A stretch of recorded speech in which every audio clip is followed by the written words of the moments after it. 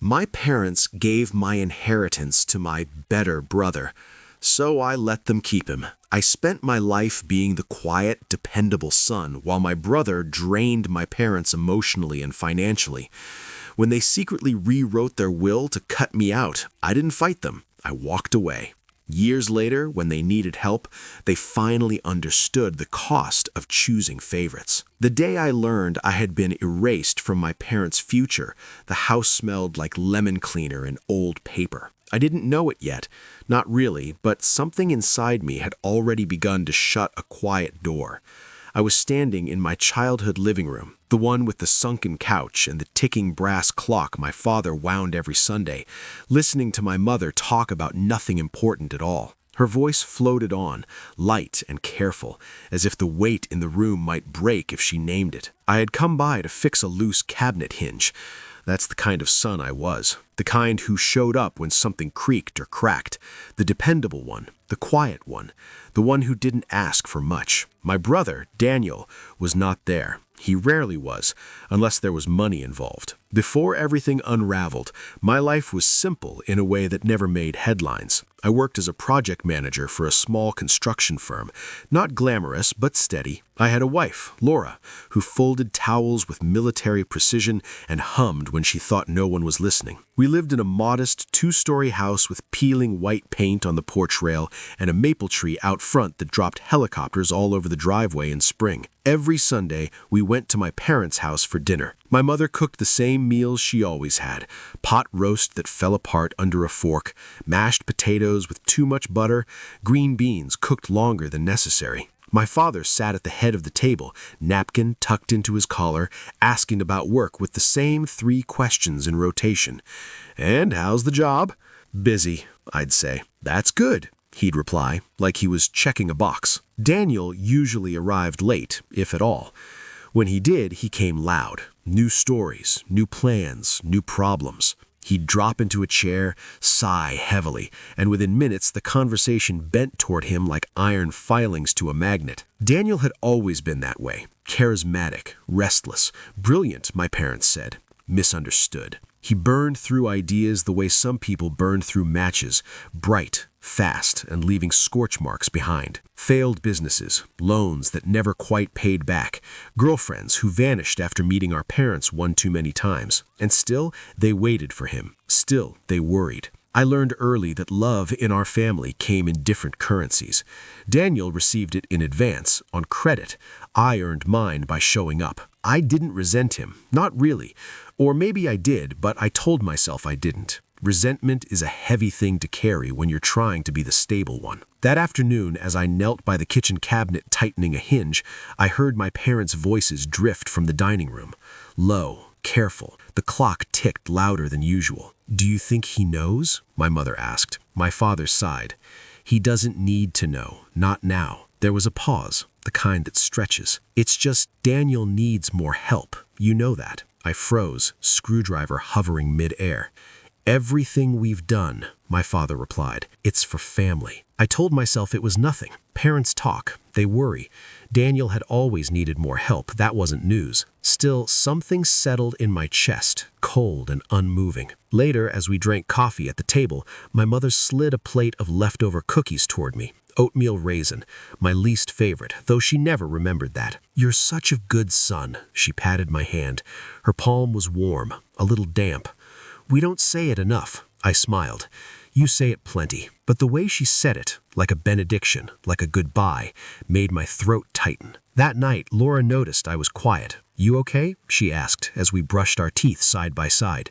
Mint filled the air. "Yeah," I said automatically, "just tired." But when I lay in bed staring at the ceiling fan's slow rotation, my father's words replayed in my head. He doesn't need to know. I didn't know what it was yet, only that something had been decided without me, something important, something final. And for the first time in my life, I wondered what would happen if I stopped being the son who always showed up. The feeling didn't leave me. It followed me the way a low-grade fever does. Easy to ignore during the day, impossible at night. Life went on. That was the strange part. The world didn't pause just because something inside me had shifted. I went to work, reviewed blueprints, nodded through meetings. I came home to Laura's familiar routines. The clink of dishes, the soft whir of the dishwasher, the smell of laundry detergent drifting up the stairs. Normal sounds, normal life. But my parents changed. Not dramatically, not in a way that would alarm anyone else, just small adjustments, like furniture moved an inch to the left. My mother stopped calling me for help with errands. She hired a handyman instead. When I asked about it, she laughed too quickly. "Oh, I didn't want to bother you. You're busy." My father became formal. Our conversations shortened, clipped at the edges. He'd clear his throat before speaking, as if rehearsing each sentence in advance. When I mentioned long-term plans, retirement, downsizing the house, he nodded without comment, eyes fixed on the TV. Daniel, on the other hand, reappeared.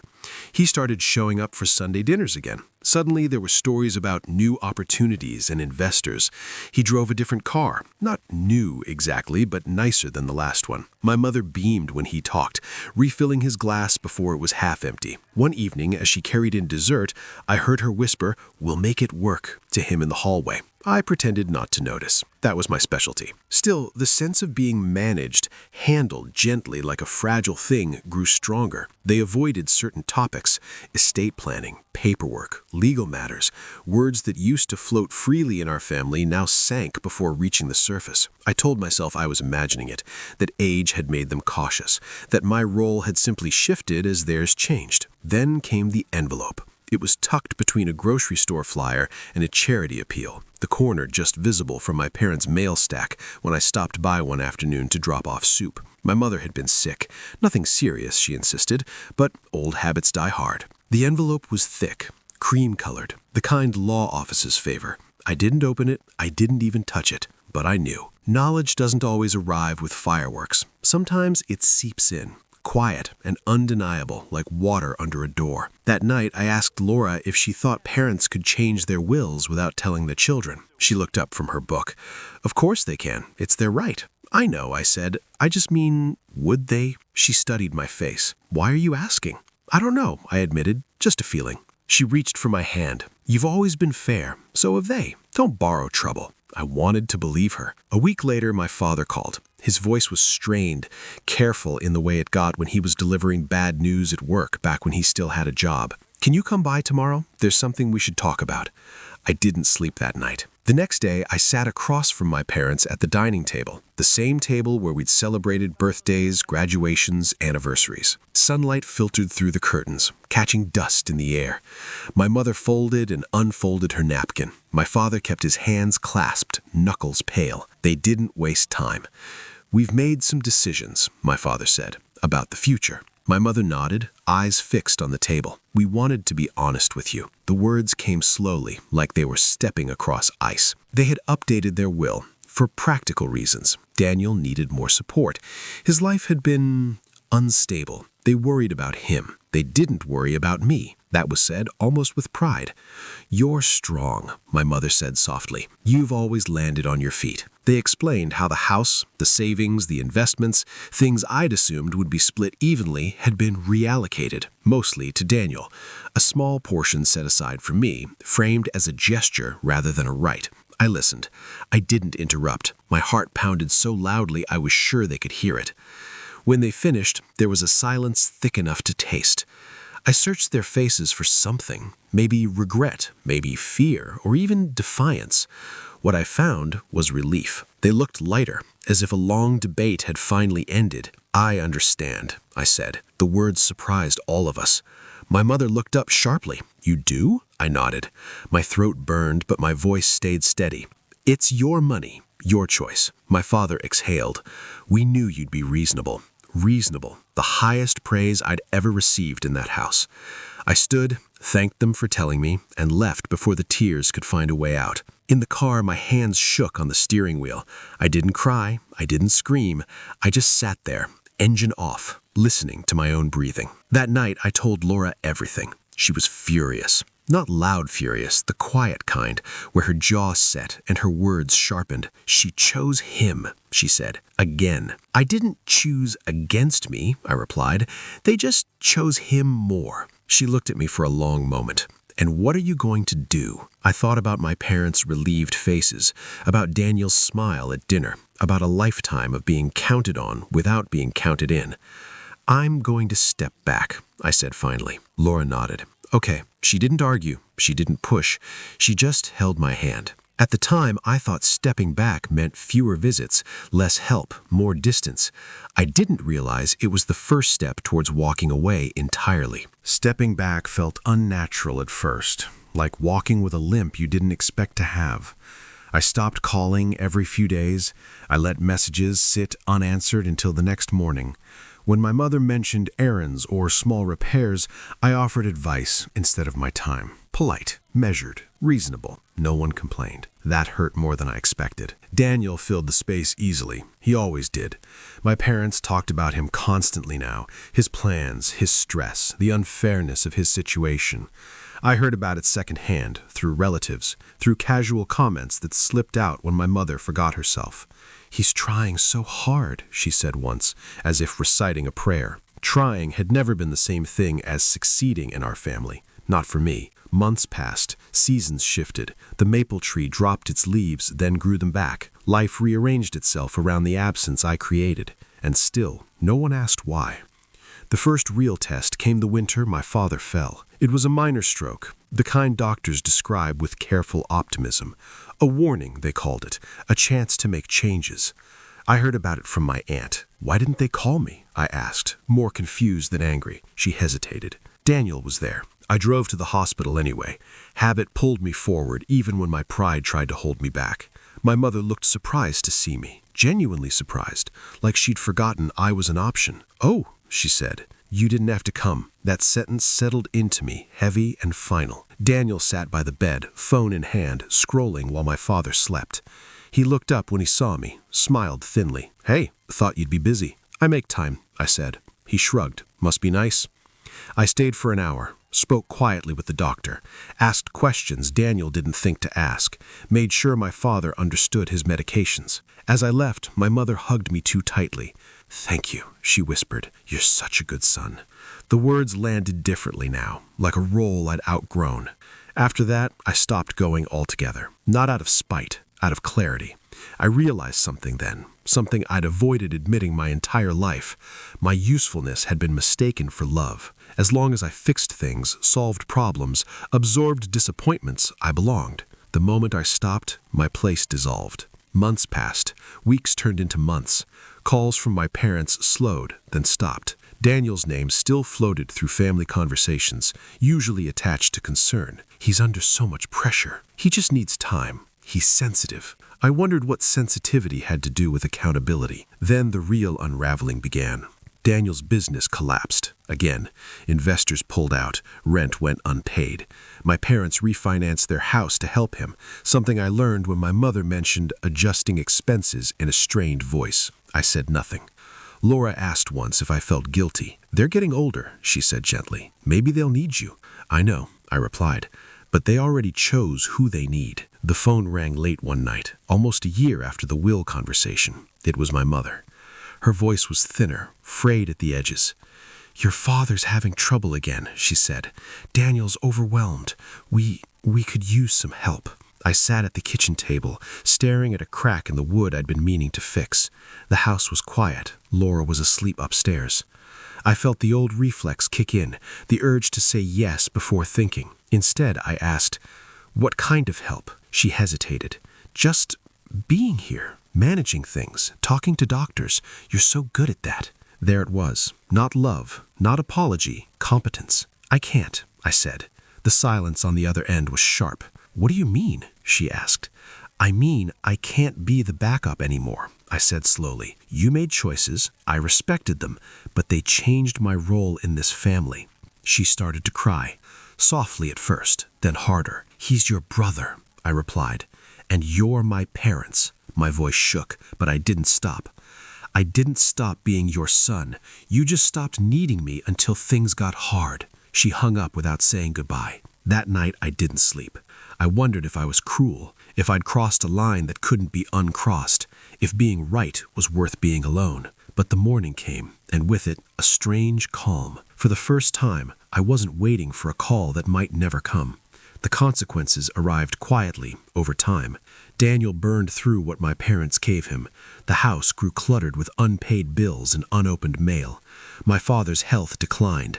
My mother aged and fast forward, her voice losing its warmth. And still they held on to him. Still they believed, until one day they couldn't anymore. That day began with another phone call. This time, I let it ring. The phone call lasted just a few seconds. No explanation, no pleading, just a quiet, broken, "We need you." I didn't answer.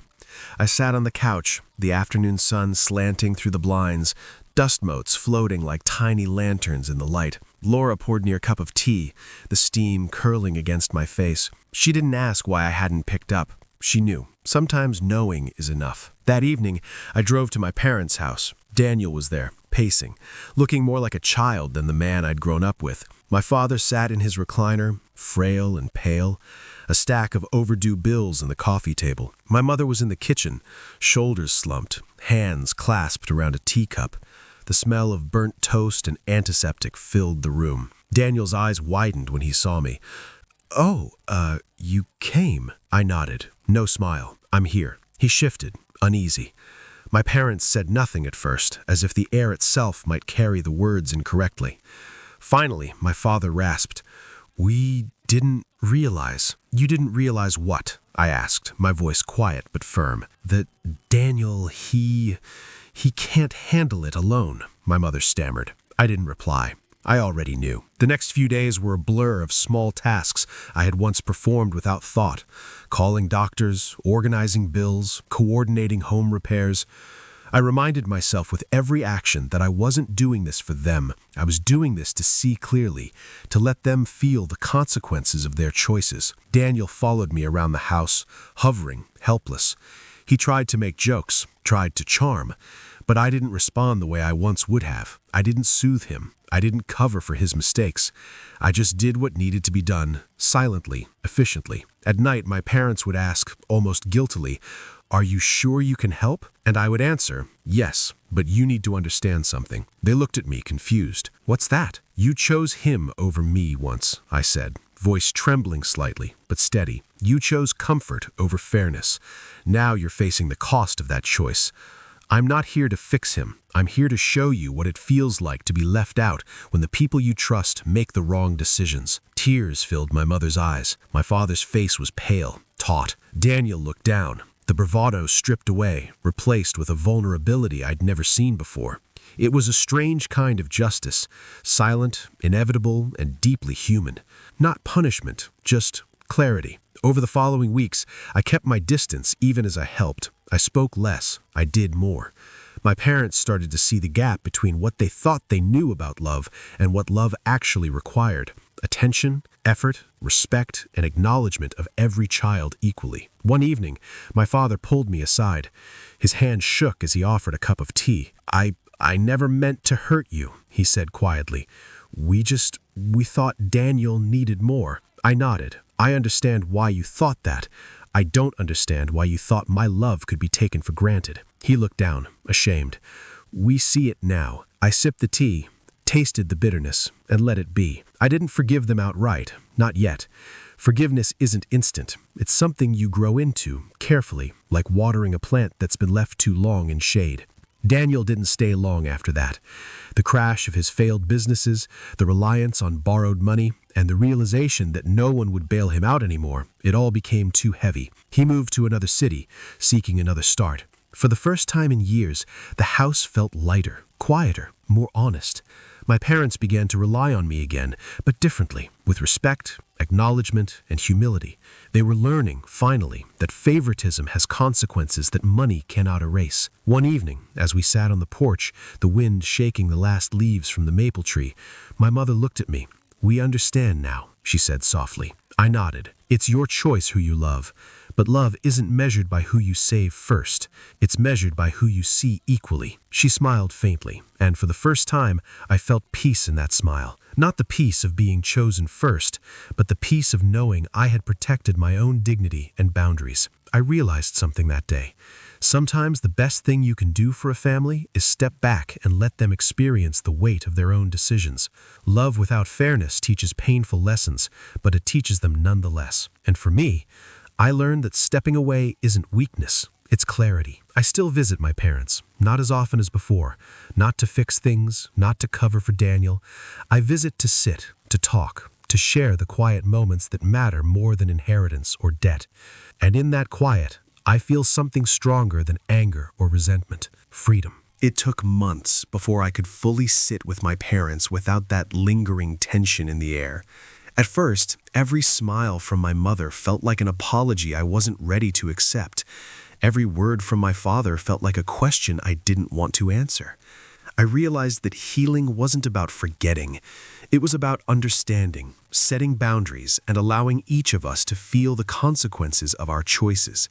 Life returned to a slower rhythm, the kind I hadn't felt in years. The maple tree in their yard grew tall, shading the porch where we now sat in silence more often than we spoke.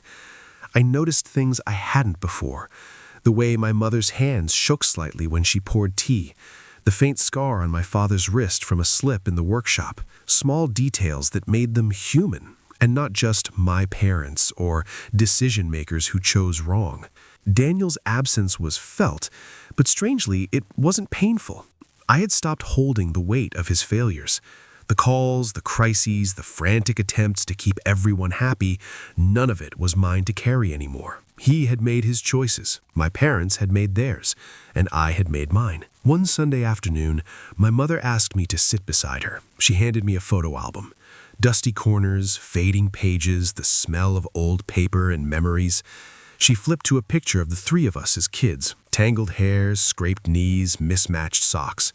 "I've been thinking," she said softly, "about how we treated you." I didn't respond immediately. I just held the photo, letting the weight of the past settle around me. "We were wrong," she continued. "We thought we were helping Daniel, but in doing so, we ignored you. You were always there, always steady, and we took that for granted." I felt the familiar pull in my chest, the mix of love, sorrow, and relief. "I know," I said finally. I needed to step back so you could see it too." Tears welled in her eyes. My father, watching from his recliner, nodded silently. No words, just acknowledgement. Sometimes that's all that's needed. Over time, the dynamic shifted again. My visits were no longer duties or obligations. They became moments of shared reflection, quiet laughter, and conversations about things that mattered. We talked about my life, my wife, the small victories at work, the mundane details of daily life. My parents listened without judgment, without comparison. I began to understand that love doesn't always come in equal measures. Sometimes it's uneven, messy, and frustratingly human. But fairness and recognition, that's something we can control. That's where the real lessons lie. Daniel eventually called from across the country. His voice carried the weight of experience, of mistakes recognized too late. I never realized," he said quietly. "I thought everything would always work out because they'd always be there for me. I didn't see you." I listened, and for the first time in years, I didn't feel the need to correct him, to scold him, or to step in. I simply said, "Maybe now you understand. Maybe not fully, but you'll learn." The call ended, and I felt a sense of closure, not resentment. His journey was his own, and mine had been about learning to step away, to protect myself, and to let the consequences of favoritism teach the hardest lessons. I often think back to that day when I discovered the new will, when I realized my parents had quietly chosen Daniel over me. It hurt, yes. It left a scar that never fully disappears, but it also gave me a gift I didn't expect, the gift of clarity. I realized that stepping away isn't betrayal. Sometimes it's the most loving choice we can make, for ourselves and for others. By letting them keep Daniel, by letting them see the cost of their favoritism, I gave them the opportunity to learn, and in turn, I gave myself the opportunity to grow. I sit on the porch now, in the quiet moments of life, watching the sun move through the branches of that maple tree. I breathe in the crisp air, the faint smell of pine from a neighbor's yard, the subtle warmth of a house filled with stories, my parents' stories, the stories of choices and consequences. And I ask myself sometimes, in the softest part of the afternoon.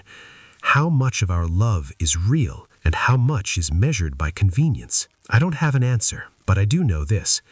Choosing dignity, even when it hurts, is worth more than any inheritance, more than any favor, more than being the better child in someone else's eyes. I share this story not for sympathy, not for judgment, but as a reminder that love, fairness, and respect are the true inheritance we leave and receive in life. Would you have made the choice I did? To step away? To let them learn the cost of their own favoritism? Think about it. And if this story resonates, share your thoughts. Sometimes the quietest lessons are the most powerful.